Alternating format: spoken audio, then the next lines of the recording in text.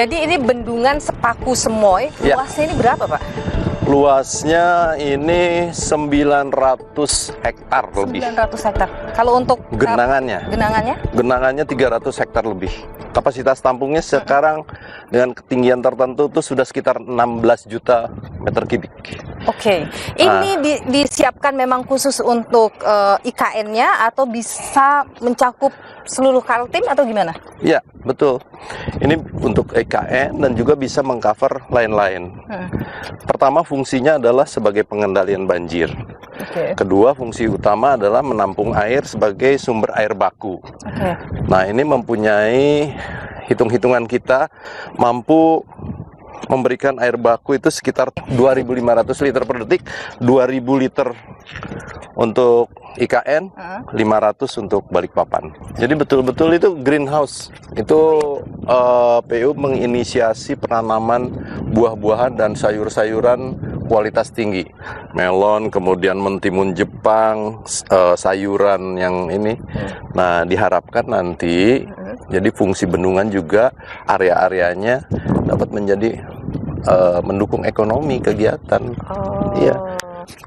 Ini tuh betul-betul dibangun dalam konteks yang Forest City tadi. Kata kunci Forest City itu kan sustainability yang pertama. Tapi ada juga pertanyaan begini Pak, kalau kita bicara apa yang dibabat dari IKN itu kan di dalamnya tidak hanya tumbuhan Pak, ada fauna di dalamnya, apalagi itu adalah fauna endemik kita. Gitu. Itu bagaimana pemerintah memastikan bahwa itu mereka tidak akan kehilangan rumah? Kalau kita sudah memiliki hutan yang terlengkap ya, dipenuhi oleh tanaman-tanaman endemik, fauna endemik, flora endemik ya, kemudian juga faunanya kita akan otomatis kita bangun juga di situ. Apa yang dibuat Pak untuk? Kalau yang konkret ya, misalnya sekarang dalam tahap pelaksanaan, betul-betul kita mengidentifikasi beberapa area, misalnya di jalan tol, ya, kita mengidentifikasi bahwa di area tersebut banyak, misalnya ada beruang madu, kemudian ada orang utan yang melintas, ada macan pohon, macan dahan. Kita bikin apa coba? Jembatan penyeberangan satwa. Di atas dan di bawah sedang dilakukan. Kemudian kalau fauna tadi, waktu menanam, kita kan punya KPI. Apa yang harus ditanam? Yang harus ditanam 50% endemik dari sini, 20% dari yang lain, ya kan? Kalau yang tadi kita berbicara sustainable lingkungan, sudah jelas KPI kita 75%, 25%. 75% hutan. Hijau. 25% yang boleh terbangun. Itu yakin bisa dilakukan, Pak? Sudah dilakukan dan sedang dilakukan, sedang perencanaan. Tidak ada bangunan-bangunan yang lebih dari 25% dari areanya. Konsepnya ini luar biasa sekali, idenya ini luar biasa sekali. Tapi kita bicara memastikan bahwa ini akan berkelanjutan itu bagaimana, Pak? Bahwa ini kan nanti akan butuh anggaran yang besar dan sebagainya. Pemerintah sudah memikirkan itu? Sudah. Pertama, yang paling penting bagaimana membangun ini dengan secara terintegrasi, mulai dari perencanaan, konsep pembangunannya, dan juga konsep pembiayaannya. Ini yang paling penting. Ya. Ada kesan seolah-olah ini akan tergantung kepada biaya negara, gitu. Enggak. Karena sejak konsep awal dari negara itu hanya sekitar 20%. Nah, 80% bagaimana ini meningkat dengan cara investasi. Makanya baru dibentukkan Satgas Investasi. Iya, betul.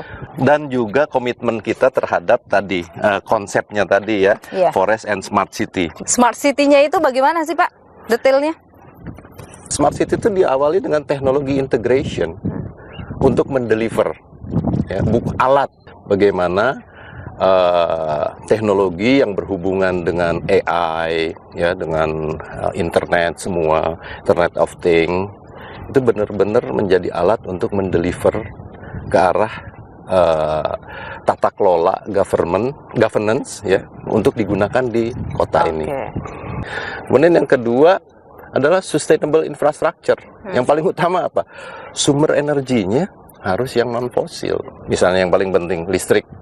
Kita sudah diatur bahwa harus tenaga surya yang primer, PLTS. Makanya teman-teman PLN membangun 50 megawatt ya, 10 megawatt sudah selesai. Karena ini kan konsep Smart City itu sustainable infrastructure, nggak boleh kita nanti kendaraan fosil. Listrik ya kan? semua? Iya, nanti smart grid itu energi, nanti smart waste-nya juga. Tapi masih pakai AC ini bangunan-bangunan di IKN? Betul. Jadi jangan salah, berarti kalau smart city nggak ada AC gitu, salah. Tapi bagaimana sumbernya tadi? Iya. Sumbernya supaya nggak fosil. Tadi udah saya jelaskan. Pakai listrik, sumbernya pakai surya, begitu. Teknologinya bagaimana? Ya, misalnya untuk area kepresidenan kita berbicara district cooling.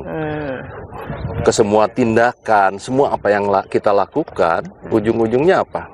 Betul-betul carbon footprint-nya rendah kan? Nggak menimbulkan emisi. Oke, itu yang tujuannya. Kapan kita siap pindah ke IKN? Kita udah siap, ya.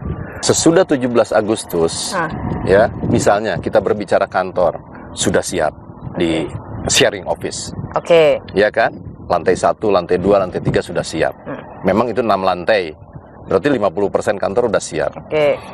Tempat tinggal ASN, ya, sekian tower, sekian ratus unit sudah siap. Pak Danis Hidayat, Ketua Satgas Pelaksanaan Pembangunan Infrastruktur, terima kasih sudah mengajak saya berkeliling dan juga melihat bagaimana progres dari pembangunan IKN ini lebih dekat. Terima kasih Pak Danis. Sama-sama. Sehat-sehat. Terima kasih.